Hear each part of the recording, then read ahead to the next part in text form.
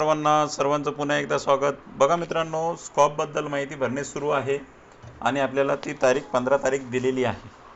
तर मित्रांनो, लवकरात लवकर तुम्ही ते काम पूर्ण करायचं अशी गडबड आपली सुरू होती, पण या ठिकाणी स्कॉपला आता मुदतवाढ दिलेली आहे। चला तर मग बघूया काय आहे ती मुदतवाढ। तर बघा, संचालक शिक्षण संचालनालय पुणे यांचं हे पत्र आहे, त्याच्यामध्ये याच्याबाबतची माहिती आहे। तर बघा, याच्या अगोदर आपल्याला माहिती हे दिली होती, तारीख जी होती स्कॉपची ती होती 15/3/2025 पर्यंत मुदतवाढ दिली होती।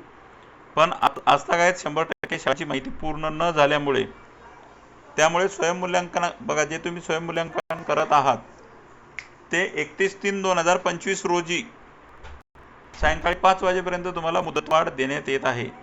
तर मित्रांनो, तुमचं जर काम राहिलं असेल तर लवकरात लवकर पूर्ण करा आणि आपल्या शाळेचं स्वयंमूल्यमापन पूर्ण करा। तर त्याची नवीन तारीख आहे 31 मार्च 2025। ठीक आहे, चला भेटूया। व्हिडिओला लाईक करा।